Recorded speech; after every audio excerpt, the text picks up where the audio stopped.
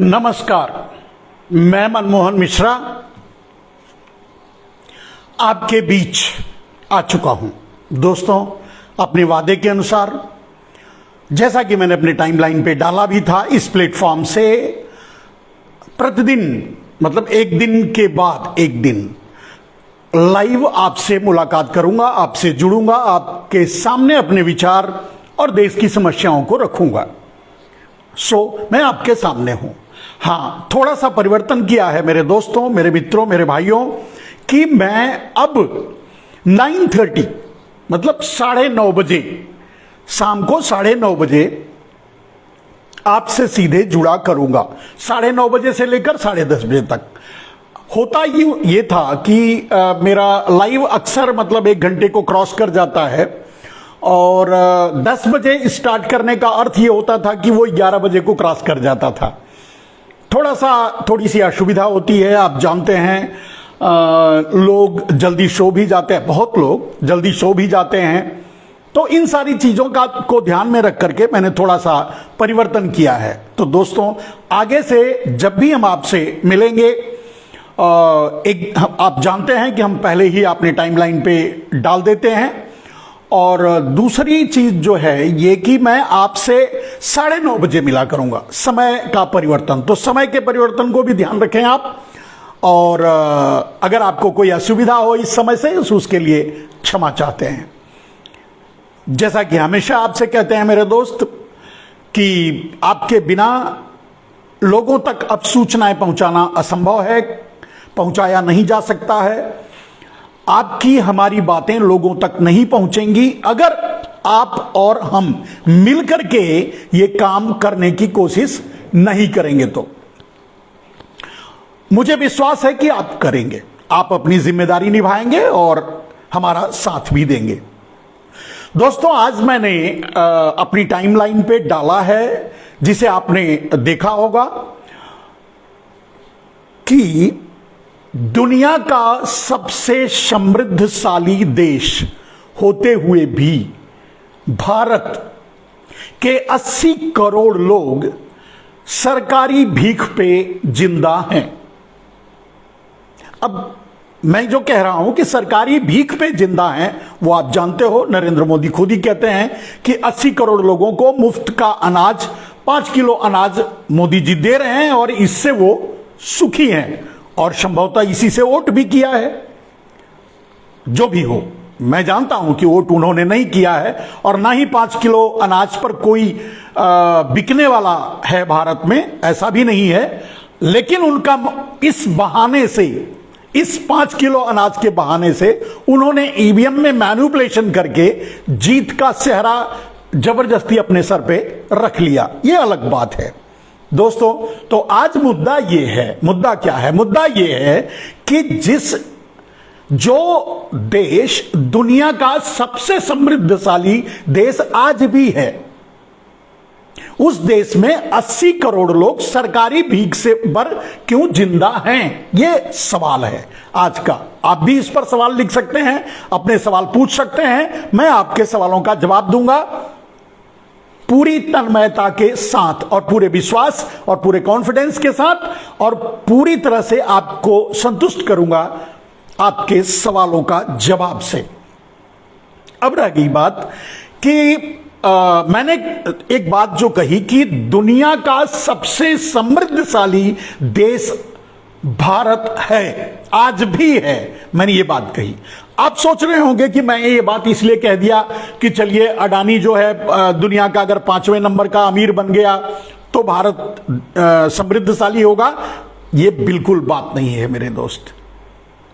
अडानी 5वें नंबर का अमीर बन जाए या दुनिया का पहले नंबर का अमीर बन जाए, वो 1 पैसे का भी आदमी नहीं है, 1 रुपया भी उसका अपना नहीं है, वो सब कुछ आपका है। ये मैं पहले भी बता चुका हूं। यानी मैं ये जो कहा कि दुनिया का सबसे समृद्धशाली देश भारत है आज भी, उसके बाद भी 80 करोड़ लोग भीख पर क्यों जिंदा हैं, सरकारी भीख पर क्यों जिंदा हैं, या सरकारी भीख क्यों ले रहे हैं, इस पर मेरा जो वक्तव्य है वो, पहले बात मैंने ये कह दिया कि जो आज देखने को लग रहा है कि अडानी है, अंबानी है, ये धन है, वो धन है, ये वर्चुअल है। इस संपत्ति की कोई वैल्यू नहीं है। लेकिन फिर आप कहेंगे कि तो फिर आप ऐसे कैसे कह सकते हैं कि दुनिया में सबसे समृद्धशाली देश भारत है? ये आप कैसे कह सकते हैं? आप मुझसे सवाल पूछ सकते हैं। मेरे दोस्त, ये सच है। दुनिया का सबसे समृद्धशाली ही नहीं, दुनिया का सबसे ताकतवर, दुनिया का सबसे शक्तिशाली, दुनिया का सबसे समृद्धशाली देश भारत है। यह अलग बात है कि देश का दुर्भाग्य रहा है कि हमेशा यहां दलालों ने ही राज किया है। अब मैं आपको वो बात क्लियर करने की कोशिश करूंगा। पहले मैं आपसे यह बात क्लियर कर दूं, तब मैं 80 करोड़ लोग जो भीख पर जिंदा हैं उनकी बात मैं तब करूंगा जब आपको यह बात साबित कर दूं कि हां, भारत दुनिया का सबसे शक्तिशाली देश आज भी है, दुनिया का सबसे समृद्धशाली देश भारत आज भी है। मैं जब यह साबित कर दूंगा उसके बाद मैं दूसरे पक्ष को रखूंगा। मेरे दोस्त, एक बार फिर से आपसे प्रार्थना कि आप इस प्लेटफॉर्म को अधिक से अधिक लोगों तक पहुंचाएं, हमारे इस लाइव को और इस वक्तव्य को अधिक से अधिक लोगों तक पहुंचाएं। सबसे पहले अपने टाइमलाइन पे शेयर कर लें, जिससे आपकी टाइमलाइन से गुजरने वाला व्यक्ति इसे दूसरों पर शेयर कर सके, और ग्रुप में शेयर करें, यूट्यूब पे शेयर करें, जिस भी माध्यम से आप इसे शेयर करना चाहें करें, लोगों तक पहुंचाएं। मेरा मकसद लोगों तक सच पहुंचाना है, न कि अपनी आवाज या अपने आप को पहुंचाना। मैं जो कह रहा हूं, अगर आप अपनी आवाज में रिकॉर्ड करके इसे लोगों तक पहुंचाते हैं, अपनी आवाज में अब आप इसे मुद्दा बनाते हैं, तो मुझे बड़ी खुशी होगी। दोस्त, मुझे कोई देखे, मेरा चेहरा कोई देखे, यह मेरे लिए मायने नहीं रखता। मेरे लिए मायने रखता है कि जो मैं कह रहा हूं वो हर आदमी तक, भारत के हर आदमी तक पहुंचे। यही मेरी आपसे प्रार्थना है और यही गुजारिश है, और इसी की मैं विनती करता हूं। मेरे दोस्त, आपके बगैर मेरा या इस दुनिया में, मैं पूरी दुनिया की बात कर रहा हूं, इस पूरी दुनिया में अब मीडिया का कोई अस्तित्व नहीं बचा है। भारत का ही मत समझिए कि भारत में गोदी मीडिया हो गया है, ऐसा नहीं है। पूरी दुनिया में मीडिया का कोई अस्तित्व नहीं बचा है।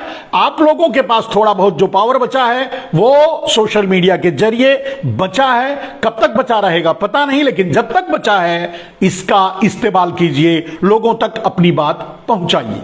अब बढ़ते हैं आगे मुद्दे की बात। तो मेरे दोस्त, दुनिया का सबसे शक्तिशाली देश, समृद्धशाली देश भारत है, यह मैंने कह दिया।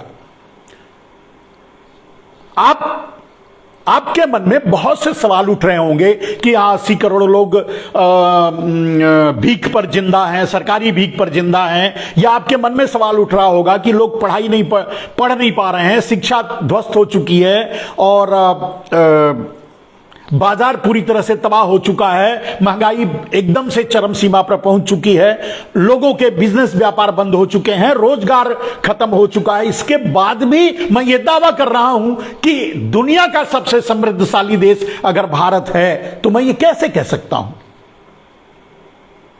इसको सुनिए, ध्यान से सुनिए मेरे दोस्त। दूसरे और चीजें, पहली बात तो यह समझ लो कि दुनिया में सबसे ज्यादा नेचुरल रिसोर्सेज जो होता है दुनिया में सबसे ज्यादा भारत में है। कुछ देशों में तेल है, कुछ देशों में कुछ है, कुछ देशों में सोना होगा, लेकिन सारी चीजें, सभी चीजें, अनाज से लेकर तेल, सरसों दाने से लेकर सोना, खनिज और कोयला से लेकर पानी और दूसरे सारे रिसोर्सेज जो भारत के पास हैं, वो दुनिया में किसी के पास नहीं। यानी दुनिया का सबसे समृद्धशाली, लोहा बनाना हो, तांबा बनाना हो, अबरक बनाना हो, या दूसरे और कोई मतलब खनिज पदार्थ हो, कोयला हो, सब कुछ, पत्थर हो जिसका इस्तेमाल आप देख रहे हैं किस तरह से हो रहा है, बालू हो, जो भी चीजें हैं दुनिया में सामंजस्य के साथ भारत में सबसे अधिक और जरूरत से ज्यादा है। तो भारत समृद्धशाली देश हुआ। दूसरी बात, अब आते हैं इकोनॉमिकली भारत आज क्यों पीछे है, या जिस देश में 5वें नंबर का अमीर, दुनिया का 5वें नंबर का अमीर रहता हो, उसी देश में 80 करोड़ लोग भीख पर जिंदा हैं, ऐसा क्यों है? तो सबसे पहले सुनिए मैं कि भारत, मैंने एक बार कहा था आपसे, उसे आज बताऊंगा कि सिर्फ एक दिन, एक सेकंड, एक सिग्नेचर और एक कानून से भारत एक दिन में दुनिया का नंबर 1 देश, सबसे शक्तिशाली देश बन सकता है। लेकिन दुर्भाग्य से यहां देश की सत्ता पर हमेशा कोई न कोई गद्दार बैठा रहा, दलाल बैठा रहा, और आज भी वही है। अब आते हैं सीधी बात पर। सीधी बात, मेरे दोस्त, आपने भी सुना होगा सोशल मीडिया के जरिए, और आप भी जानते हैं, आज भी भारत का कम से कम आज के डेट में कम से कम 500 लाख करोड़ ब्लैक मनी है। भारत में ही नहीं, भारत सहित दूसरे दुनिया के देशों में और भारत सहित 500 लाख करोड़ से भी ज्यादा ब्लैक मनी भारतवासियों का है। इस पर थोड़ा सा रुकिए और गहन विचार कीजिए। यह मैं नहीं कह रहा हूं, यह आरएसएस कह रहा था, यह मोदी के दलाल कह रहे थे, रामदेव जैसे, रविशंकर जैसे दलाल कह रहे थे, और झूठ नहीं कह रहे थे, सच कह रहे थे। और ये बातें काफी रिसर्च के बाद आई, ये बातें सरकारों ने भी मानी कि हां, भारत का सबसे ज्यादा, दुनिया में सबसे ज्यादा ब्लैक मनी भारत का विदेशों में जमा है, जो आज के डेट में 500 लाख करोड़ से भी अधिक है। 400 लाख करोड़ का दावा तो आरएसएस, रामदेव और रविशंकर, नरेंद्र मोदी पहले ही कर रहे थे, और आपको पता होगा कि वो 1.5 गुना 50% और बढ़ गया है। तो इस हिसाब से 600 लाख करोड़ के ऊपर होना चाहिए। इसीलिए मैं कहा कि 500 लाख करोड़ से ज्यादा ब्लैक मनी भारत का दुनिया के देशों सहित अपने देश में भी किसी न किसी माध्यम से, सोने के माध्यम से, जमीन के माध्यम से, किसी न किसी माध्यम से 500 लाख करोड़ से भी ज्यादा ब्लैक मनी भारत में है। अब मैंने कहा था कि एक सिग्नेचर, एक कानून और एक क्षण में भारत दुनिया का नंबर 1 देश बन सकता है। तो कैसे? अब यहां आप समझ लीजिए और मान लीजिए कि जब इतना पैसा भारत का 500 लाख करोड़ भारत का है दुनिया के देशों में, अपने देश सहित, ब्लैक में, जो रोटेशन पे नहीं चल रहा है, और चल रहा है तो अंडरग्राउंड चल रहा है, अंडर टेबल चल रहा है, यानी ब्लैक में चल रहा है, तो अगर यह व्हाइट हो जाए तब भारत की स्थिति क्या होगी? यही सपना, यही झूठ, यही मक्कारी, यही गद्दारी रामदेव जैसे दलाल लोगों के बीच परोसा करते थे नरेंद्र मोदी की तरफ से, और आरएसएस जैसे टपंखे लोगों में यह बात फैलाया करते थे, लेकिन वो सच था। अब उस सच को समझिए। अब एक बात मानिए, दुनिया में 2 तरह से ही ब्लैक मनी व्हाइट की जाती है, और दूसरे देशों ने, अमेरिका जैसे देशों ने या दूसरे देशों ने अपनी ब्लैक मनी को दुनिया से कैसे लिया है? सिर्फ 2 माध्यम, सिर्फ 2 तरीका है, 2 ही माध्यम है और 2 ही तरीका है। एक है सुप्रीम कोर्ट, और सुप्रीम कोर्ट के दखल के बाद भारत को कुछ अपना ब्लैक मनी विदेश से मिला भी था, पीछे बहुत थोड़ा सा, उसका जिक्र नहीं करेंगे, नहीं तो पार्टी बाजी की बात आ जाएगी, वो छोड़ देते हैं। मिला भी था, लेकिन एक ही तरीका, मतलब कहा कि दो तरीका, एक तरीका है कि भारत का सुप्रीम कोर्ट इसमें दखल दे। और क्या करे सुप्रीम कोर्ट? सुप्रीम कोर्ट यह आदेश पारित करे कि दुनिया में कहीं भी ब्लैक मनी अगर है तो वो राष्ट्र की संपत्ति है। बस सीधी सी बात। अब आप अंदाजा लगाइए कि जिस दिन आपको 600 लाख करोड़ रुपया सरकार के पास आ जाएगा, देश के पास आ जाएगा, उस समय देश की स्थिति क्या होगी? चलिए अब एक चीज और बता देते हैं आपको, दूसरे पॉइंट, दूसरा तरीका है संसद में, जैसा कि नरेंद्र मोदी, भारतीय जनता पार्टी के दोगले नेताओं ने वादा किया था 2014 से पहले कि काले धन को राष्ट्रीय संपत्ति घोषित करेंगे, संसद में कानून पास करवा करके। धोखा दे दिया, नहीं किया।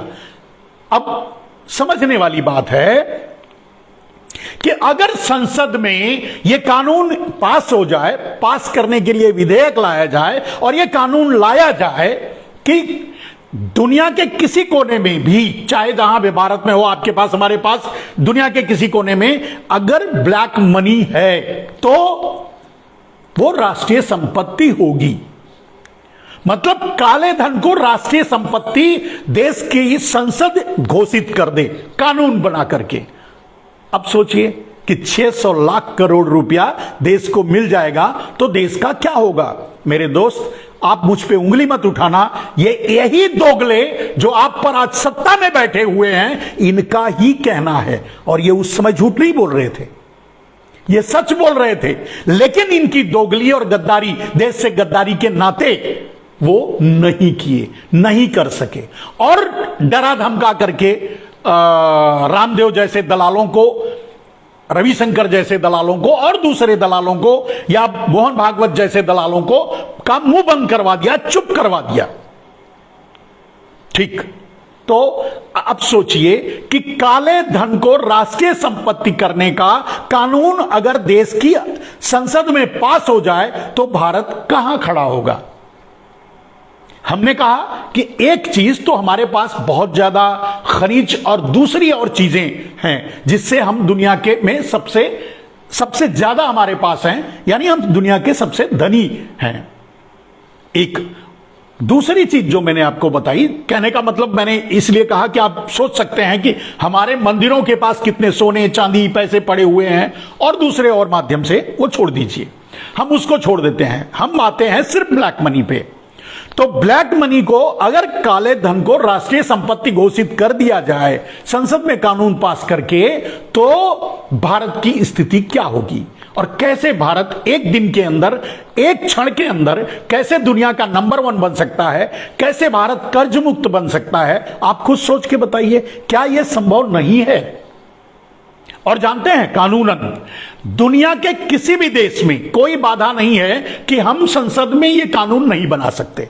हमारी चाहे जितनी भी ट्रीटीज हों, हमने, भारत ने चाहे जितने भी समझौते किए हों दुनिया के दूसरे देशों से, वो हमारे संसद के किसी कानून पर हावी नहीं हो सकता, या हमारे संसद को यह मजबूर नहीं कर सकता कि हमारे संसद में यह कानून पास ना कराया जाए।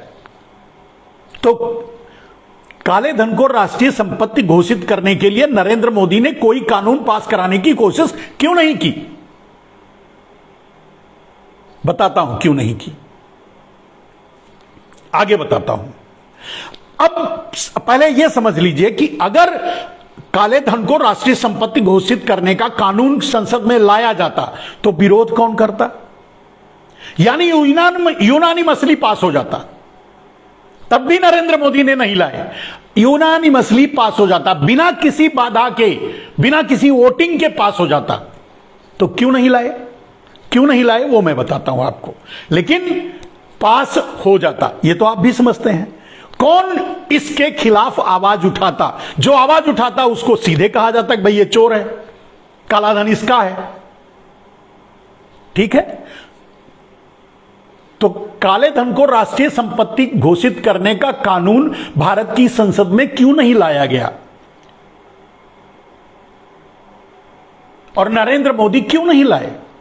वादा करने के बाद भी क्यों नहीं लाए? भारतीय जनता पार्टी ने अपने संसदीय मीटिंग में, संसदीय बोर्ड की बैठकों में क्यों नहीं यह आवाज उठाई कि हमने तो वादा किया था देश से कि हम काले धन को लाएंगे। आपको याद होगा कि नरेंद्र मोदी ने कहा था काला धन लाएंगे, 10-15 लाख 20 लाख तो यूं ही लोगों को मिल जाएंगे, कई सालों तक टैक्स नहीं देना पड़ेगा, 300 रुपए का सिलेंडर मिला करेगा, 30-35 रुपए में पेट्रोल डीजल मिला करेगा। यह वादा आपके आज के प्रधानमंत्री का ही है, तो क्यों नहीं लाए? सवाल बहुत बड़ा है। जिस कानून को पास करने में कोई बाधा भी नहीं था, वो कानून बनाने के लिए संसद में कानून बनाने की कोशिश क्यों नहीं किए, क्यों नहीं लाए? चलिए, मैं क्यों नहीं लाए ये बात मैं बताऊंगा थोड़ी देर बाद, मतलब 2-3 मिनट बाद। मैं पहले ये बता दूं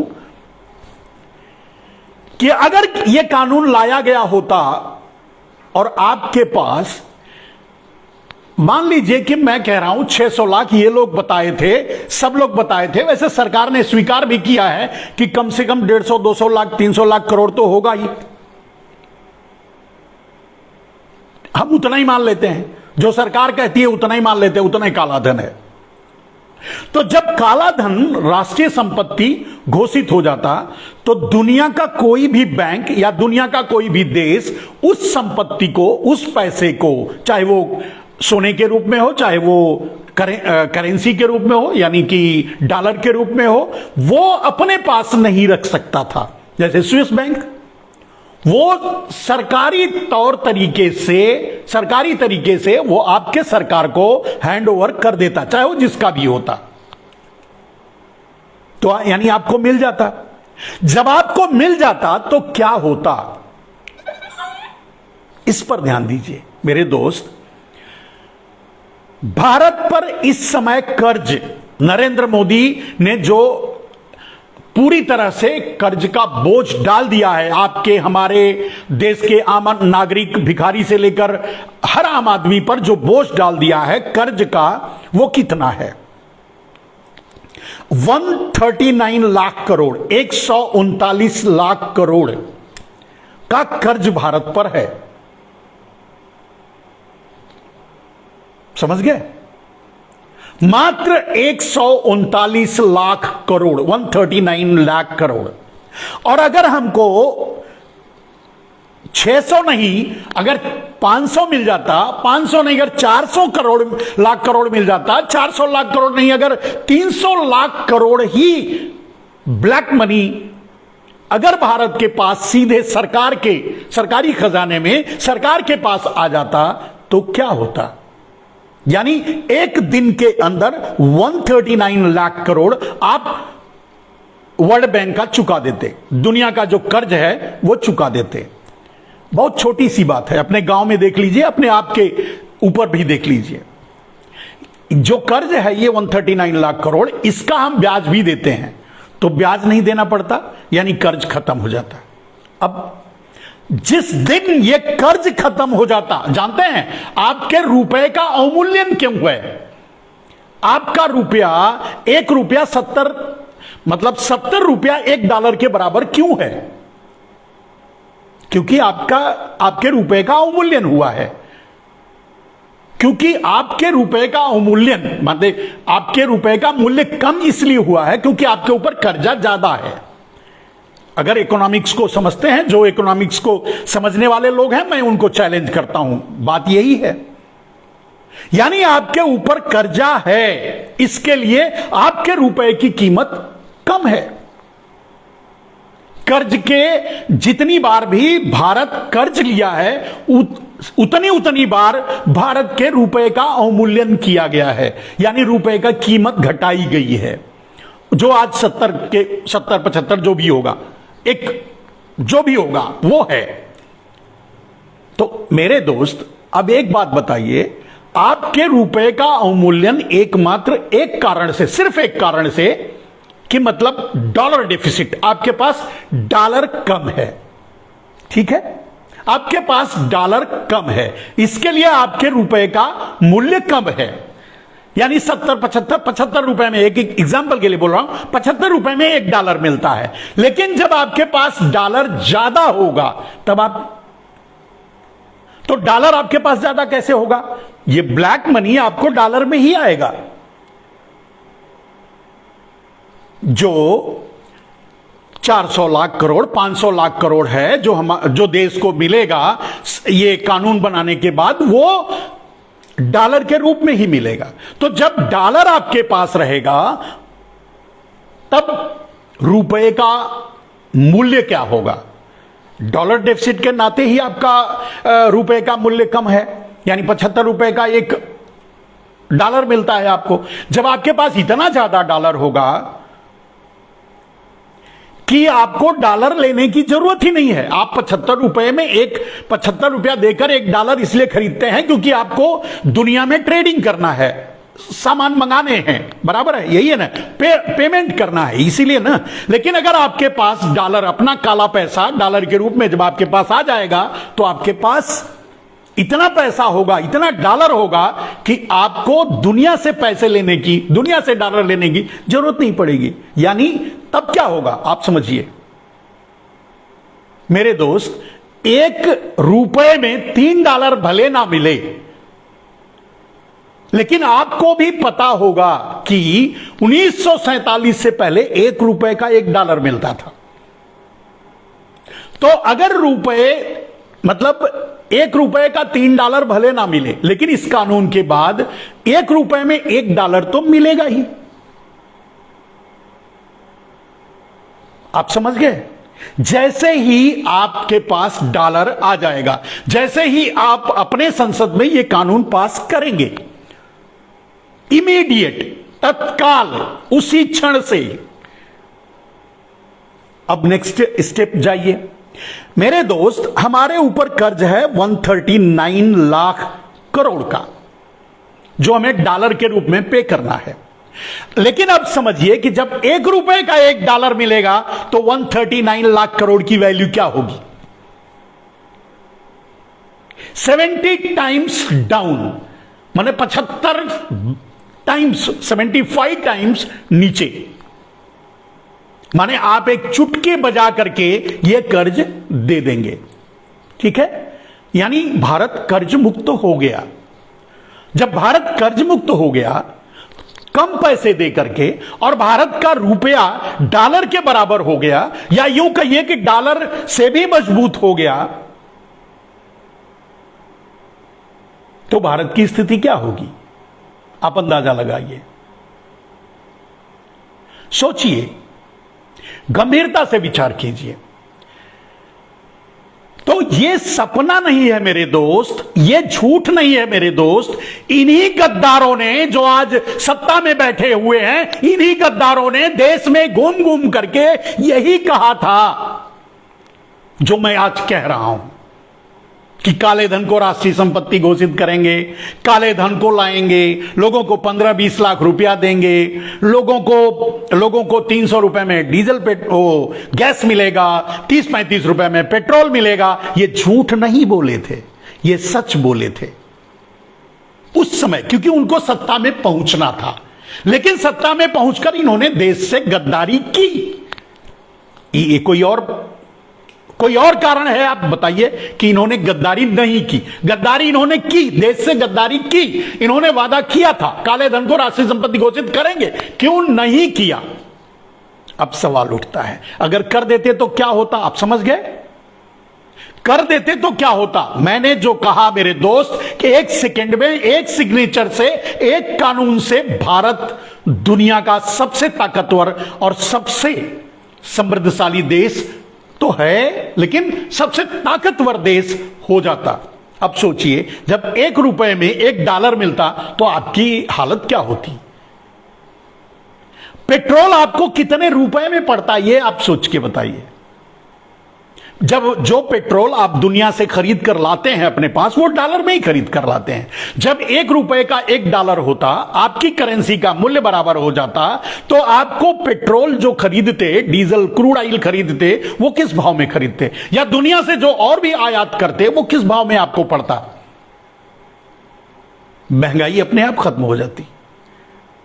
डॉलर डेफिसिट अपने आप खत्म हो जाता, रुपए का अवमूल्यन खत्म हो जाता, 1 रुपए का $1 मिलता, भले ही 1 रुपए का $3 नहीं मिलता, लेकिन 1 रुपए का $1 तो मिलता ही मिलता। यह कल्पना नहीं है, यह बहुत साधारण सी बात है। और सिर्फ एक कानून बनाने से भारतीय संसद में, यही संसद, इसी संसद में, भारत के संसद में, या भारत का सुप्रीम कोर्ट जो अब अपने ईमान को बेच चुका है और राज्यसभा में जाने के लालच के नाते कहीं मुंह नहीं खोलता, इन सब मुद्दों पर जहां भारत को बदला जा सकता है, अगर वो लालच नहीं होता, अगर संसद में यह कानून पास हो जाए, अगर संसद में यह कानून लाया जाए, तो रोकेगा कोई नहीं। संसद में पास हो जाए तो आपकी स्थिति कहां होगी, आप कहां खड़े होंगे, दुनिया के नक्शे में आप कहां होंगे। आज इसी समय अगर नरेंद्र मोदी कल चाहें तो अपने संसद से काले धन को राष्ट्रीय संपत्ति घोषित करने का कानून बना सकते हैं और दुनिया की कोई ताकत नहीं रोकेगी, भारत की कोई पार्टी नहीं रोकेगी, भारत का कोई सांसद विरोध में नहीं जाएगा। यह तो सच है ना, इस सच से तो इनकार नहीं किया जा सकता। आप समझ गए होंगे, आप समझदार हैं। अब सवाल उठता है, ये इतने सारे परिवर्तन हो सकते हैं, भारत दुनिया का विश्व गुरु बन सकता है, भारत दुनिया, सारे भारत के सपने पूरे हो सकते हैं, देश समृद्ध, देश कहां से कहां पहुंच सकता है, लेकिन ऐसा नहीं किया जा रहा है। तो क्यों? काले धन को राष्ट्रीय संपत्ति घोषित करने का कानून भारतीय संसद में पास क्यों नहीं हुआ और क्यों नहीं किया गया? पास करवाने की कोशिश क्यों नहीं की गई? इसका जवाब आपके पास है, आप दे सकते हैं, मेरे पास है, मैं बताऊंगा। मेरे दोस्त, क्योंकि काले धन के अल्टीमेट ओनर जितने भी हैं आज भारत में, वो सारे के सारे गुजराती चोर हैं, अडानी और अंबानी हैं, जिनको कल आपने न्यूज में ये हेडलाइंस में पढ़ा था कि ये दुनिया के 5वें अमीर बन चुके हैं। ये काले धन के चोर हैं और 90% black money, it's a challenge, 90% black money अकेले गुजरातियों के पास है। मैं सारे गुजरातियों की बात नहीं कर रहा हूं और मैं सारे गुजरात के भाइयों पर यह आरोप भी नहीं लगा रहा हूं, लेकिन जो चोर हैं, जो ब्लैक मनी होल्डर्स हैं, जो ultimate owner of today black money के, वो सारे के सारे गुजराती हैं। यही सच है और जानते हैं, इसीलिए नरेंद्र मोदी संसद में यह कानून नहीं लाए, नहीं पास करवाए। बताएं, आप पूछिए अगर आप में हिम्मत है, क्यों नहीं लाए? सच क्या है? सच यही है, अगर काले धन को राष्ट्रीय संपत्ति घोषित करने का कानून संसद में लाते तो आज अडानी दुनिया के 5वें नंबर के अमीर नहीं होते, भारत दुनिया का नंबर 1 अमीर होता मेरे दोस्त, अडानी नहीं होते। और भारत में 80 करोड़ लोग भिखारियों की तरह जिंदा नहीं रहते, 5 किलो अनाज के लिए भीख नहीं मांगते, ये ऐसे हाथ फैला करके 5 किलो अनाज नहीं लेते, नहीं मांगते मेरे दोस्त, ये सच है। और इस सच के लिए मैं चैलेंज करता हूं, सरकार, दुनिया की कोई अर्थशास्त्री, भारत का कोई अर्थशास्त्री इस पर डिबेट कर ले, बताए कि मैं जो कह रहा हूं वो सच है या गलत। तो क्यों नहीं लाया गया? मैंने कहा क्यों नहीं लाया, मैंने आपको यह भी बता दिया। लाते, अगर यह कानून संसद में बनाते तो क्या होता? भारत कहीं से कहीं होता। कैसे होता वो भी मैंने बता दिया। भारत क्यों अपना कर्ज चुका देता 1 सेकंड में, जब कर्ज चुका देता तो डॉलर का दाम घट जाता, डॉलर 1 रुपए में $1 मिलता, फिर दुनिया के सबसे अमीर भारत होता, दुनिया के नक्शे पर इकोनॉमिकली। वैसे भी आज दुनिया का अमीर है, तो गरीब क्यों है? भारत पीछे क्यों खड़ा रहता है? भारत आज भी विकासशील देश क्यों कहलाता है? और अब तो विकासशील देश की लिस्ट से भी हटा दिया गया है। मेरे दोस्त, जो भी आज नरेंद्र मोदी के सामने साथ खड़ा है वो शर्म से चुल्लू भर पानी में डूब मरे, वरना इस सवाल का जवाब दे। क्यों? मैंने यह भी बता दिया क्यों नहीं लाए, क्योंकि सारे के सारे अल्टीमेट ओनर्स यानी चोर जो हैं, ब्लैक मनी आज जिसके पास है वो गुजराती हैं। नरेंद्र मोदी अपने भाइयों को बचा रहे हैं, नरेंद्र मोदी अडानियों और अंबानियों को बचा रहे हैं, या यूं कह सकते हैं कि नरेंद्र मोदी मजबूर हैं। इसीलिए मैंने आपके सामने यह बात रखी थी कि सुपर सूडो प्रधानमंत्री हैं अडानी, जो सब कुछ कर रहे हैं और जो सब कुछ अपने हाथ में रख रहे हैं, जो सब कुछ खरीद रहे हैं। देश बिक रहा है, देश भीख मांग रहा है। 80 करोड़ भारत की जनता 5 किलो अनाज की भीख पे जिंदा है, और यह बात आपका प्रधानमंत्री गर्व से कहता है। और 1 किलो नमक दे करके, सही वाला नीमक दे करके, 1 किलो नीमक दे करके अपना हक मांगता है। आपसे कहता है कि आप मुझे वोट क्यों नहीं दोगे, आप मेरा नमक खाते हो। शर्म नहीं आती आपको? आप भारत के नेता हो। मैं भारतीय जनता पार्टी से पूछता हूं, आप क्या हो? आप इंसान हो? आप भारत के नेता हो? और किस हिसाब से नेता हो, कैसे नेता हो? आपसे अच्छा तो कोई जानवर भी नहीं होगा।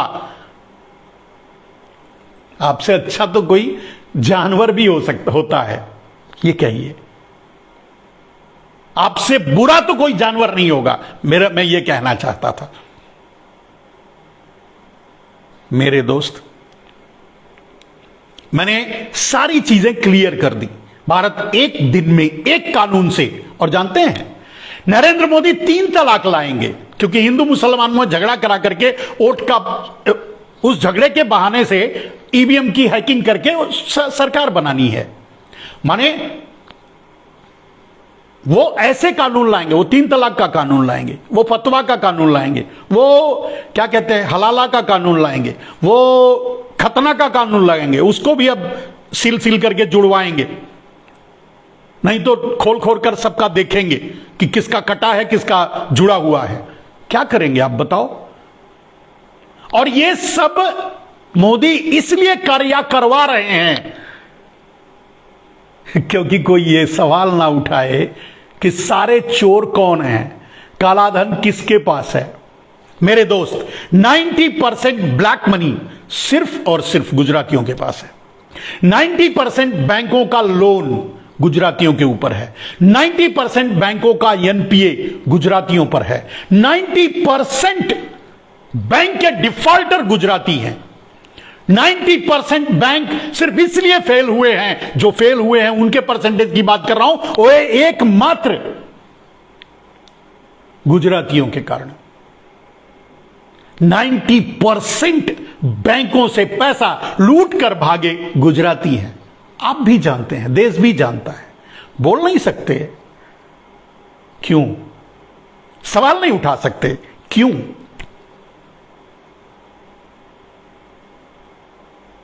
मेरे दोस्त, जानते हैं आप, सोशल मीडिया को भी कंट्रोल किया जाता है। जब भी किसी भी व्यक्ति की बात लोग रुचि से सुनना शुरू करते हैं, उसको स्लो कर दिया जाता है, लोगों तक पहुंचने नहीं दिया जाता। आप खुद देख लीजिए। खैर, तो मेरे दोस्त, अब आप समझ गए होंगे, मैंने सारी बातें क्लियर कर दी। जो आज मैंने विजन पे रखा था, जो आज मैंने टारगेट पे रखा था, जो आज मैं आपको बताना चाहता था मेरे दोस्त, वो सारी बातें मैंने आपके सामने रख दी, क्लियर कर दी। और यह भी बता दिया कि एक दिन एक कानून से भारत दुनिया का सबसे नंबर 1 बन सकता है। जिस भारत को विकासशील देश कहा जाता है, बेचारा देश कहा जाता है, उस भारत को। और आप जानते हैं, अब तो विकासशील देश की श्रेणी में भी भारत नहीं आता, वहां से भी निकाल दिया गया है। यानी भारत विकास भी नहीं कर रहा है, विकासशील भी नहीं है। इस समय भारत अपने छोटे छोटे अड़ोस पड़ोस के देशों से भी पीछे चला गया है, बेरोजगारी में, गरीबी में, महंगाई में।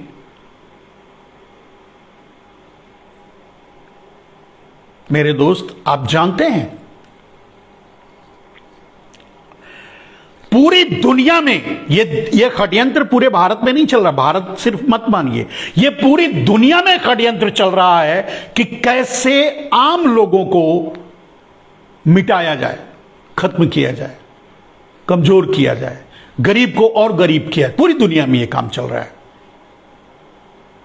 मेरे दोस्त, आप जानते हैं जैसे भारत में लेबर लॉ को खत्म किया गया कि आप अगर कहीं नौकरी करते हैं तो आप कोर्ट में नहीं जा सकते, कोर्ट में जाकर के अपने अधिकार को नहीं मांग सकते, आपको क्यों निकाला गया ये नहीं कर सकते। पहले लेबर लॉ को कमजोर किया गया या खत्म किया गया। इसी तरह से पूरी दुनिया में यह काम किया गया, लेबर लॉ को खत्म किया गया, कमजोर किया गया। पूरी दुनिया मात्र कुछ चंद पूंजीपतियों के कंट्रोल में, पूंजीवादी लोगों के कंट्रोल में फंसता चला जा रहा है। मेरे दोस्त, भारत को एक ईमानदार, सच्चे नेता की जरूरत है, जिसे उस कुर्सी से प्यार ना हो, जो बोले वो करे, जो वादा करे वो निभाए, जो सच्चा हो, ईमानदार हो, सच बोलने वाला हो, मक्कार ना हो, गद्दार ना हो, झूठा ना हो, कहे कुछ करे कुछ। और ये तो आप भी देख रहे हैं, बहुत हुई महंगाई की मार अब की बार, बहुत हुआ पेट्रोल डीजल की महंगाई की मार अब की बार, बहुत हुआ नारी पर अत्याचार अब की बार, बहुत हुआ बहुत हुआ बहुत हुआ बहुत हुआ। जिन चीजों के लिए स्लोगन बनाए गए थे वो सारे स्लोगन फाड़ करके रद्दी की टोकरी में डाल दिए गए हैं। यह देश से गद्दारी नहीं है? आप खुद बताइए।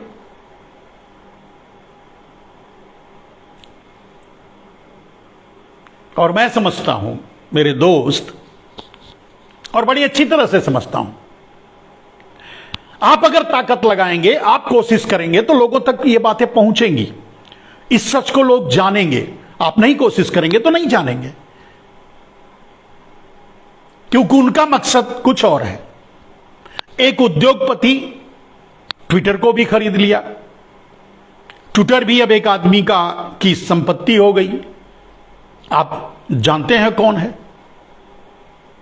कल जैसे फेसबुक, यूट्यूब और व्हाट्सएप या और दूसरे जो सोशल मीडिया के माध्यम हैं बिके हुए हैं, और एक मतलब हर देश में एक पार्टी से मिलकर के या इस तरह से इंटरफेयर करके वहां की राजनीति को भी प्रभावित करते हैं, उसी तरह से भारत में ही करते हैं और करेंगे।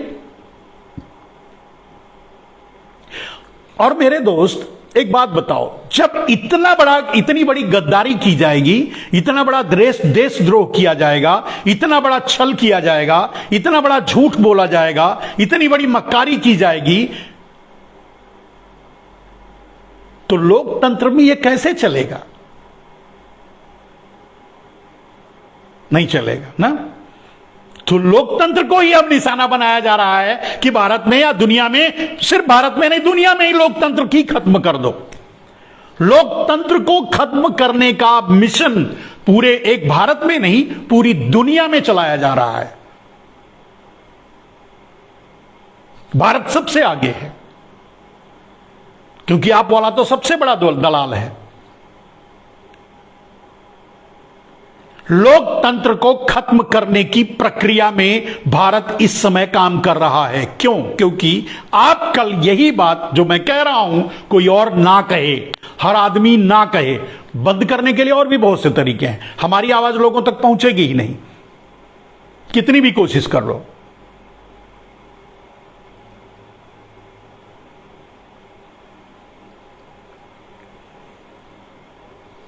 मेरे दोस्त, कहने का अर्थ जो मैं कह रहा हूं वो ये है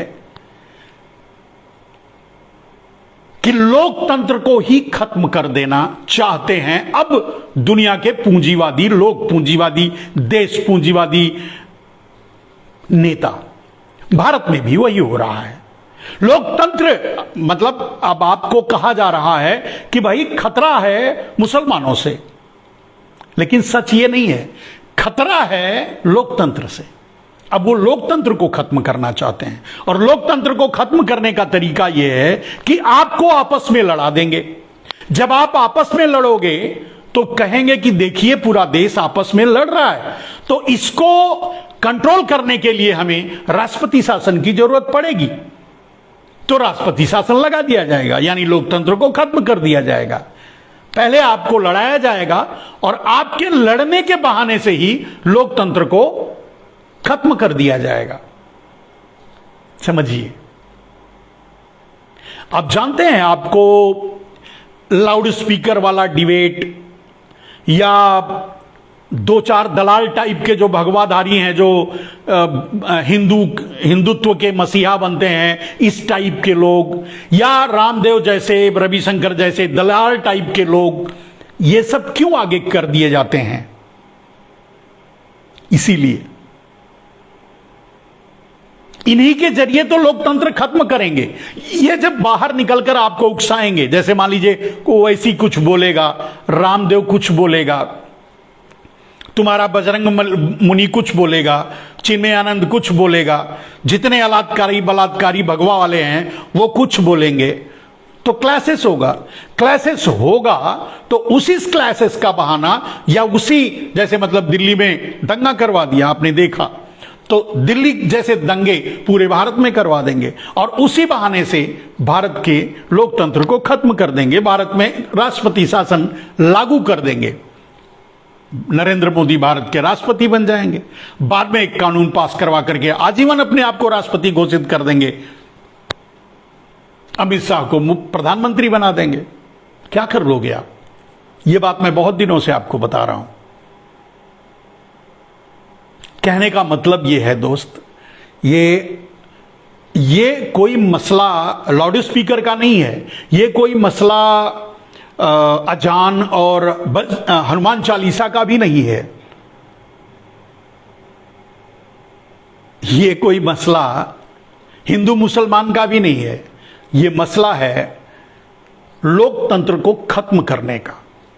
क्योंकि लोकतंत्र ही अब एक ऐसा मतलब कहते हैं, एक गाड़ी के आगे काठ, यानी क्या कहते हैं, इनके रास्ते का रोड़ा अगर कोई है, इन फांसीवादी लोगों के रास्ते का रोड़ा अगर कोई है, तो वो है लोकतंत्र।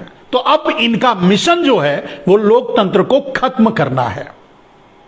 एक ही रास्ता बचा है, ये जब ये लोकतंत्र को खत्म कर लेंगे तभी ये अपने अगले वाले मंसूबे यानी राष्ट्रपति शासन की तरफ बढ़ पाएंगे। तो लोकतंत्र को खत्म करने के लिए आपका लड़ना जरूरी है। आपको लड़ने के लिए ये मसाले जरूरी हैं, लाउड स्पीकर वाले और हनुमान चालीसा वाले, या रोड पर नमाज वाले, या भोपू से नमाज पढ़ने वाले, या इस तरह के मसले, या तो फिर 3 तलाक वाले मसले, खतना वाले मसले, जो भी सांप्रदायिक मसले। कहीं हिंदू मुसलमान से लड़ाएंगे, तो कहीं क्या कहते हैं, छोटी जात बड़ी जाति से लड़ाएंगे, कहीं मतलब उच्च वर्ग निम्न वर्ग से लड़ाएंगे, तो कभी मतलब इस तरह इनको ऑल द वे इनका टारगेट है आपको लड़ाना। और जब आप लड़ेंगे तो ये आराम से आपके बहाने से ये लोकतंत्र खत्म कर देंगे। जब ये लोकतंत्र खत्म कर देंगे तो ये राष्ट्रपति, मैंने कहा कि ये राष्ट्रपति बन जाएंगे, उसके बाद फिर आजीवन राष्ट्रपति घोषित कर लेंगे, सारी खत्म, आपका गुलाम हो गए। अब वो गुलामी नरेंद्र मोदी की हो गए आप, या वो गुलामी अडानी अंबानी की करेंगे आप, या अडानी अंबानी के पीछे बैठे वॉलमार्ट की करेंगे, अमेरिका की करेंगे, चीन की करेंगे, ये अलग बात है। लेकिन आप गुलामी करेंगे, आप किसके गुलाम होंगे ये वो आप आपस में तय कर लेंगे, बंटवारा कर लेंगे। चीन से, अमेरिका से। आप जानते हैं, आप पाकिस्तान से और सबसे ज्यादा नफरत करते हैं, मुसलमानों से सबसे ज्यादा नफरत करते हैं, और भारत के अडानी अंबानी सबसे ज्यादा बिजनेस पाकिस्तान से करते हैं, चीन से करते हैं।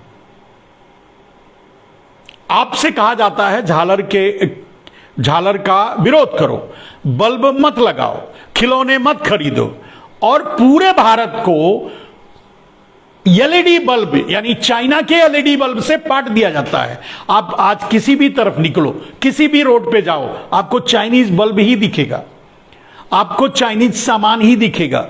और तो और मेरे दोस्त, अब साबुन तेल जो खा रहे हो, नहा रहे हो, धो रहे हो, पहन रहे हो, सब कुछ चाइना से बन के आ रहा है।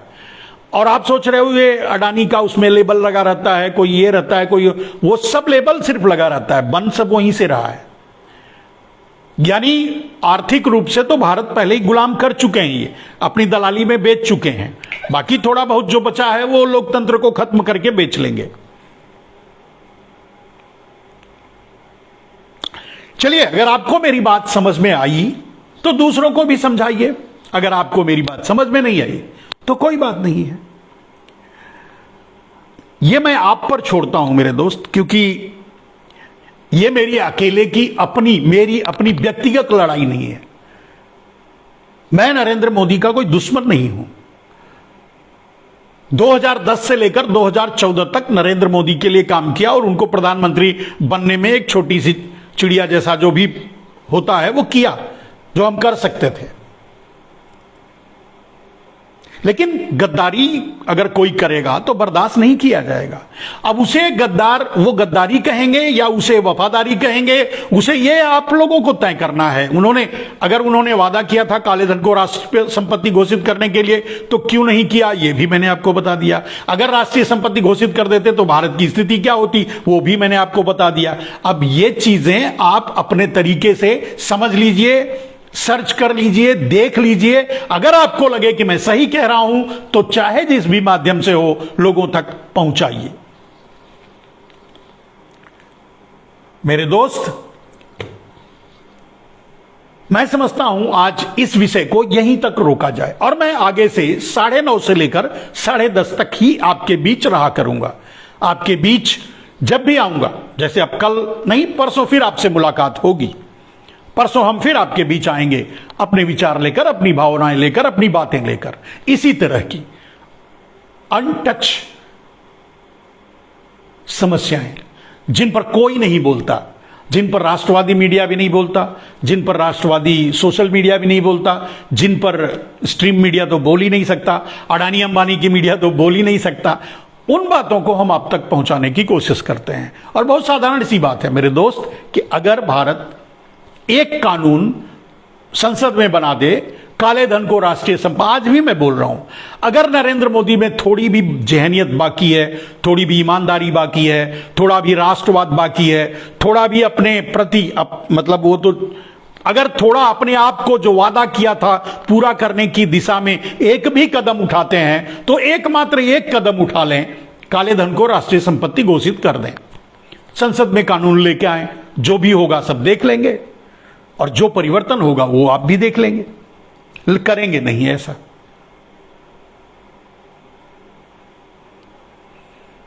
आज के लिए बस इतना ही। जय हिंद, वंदे मातरम मेरे दोस्त।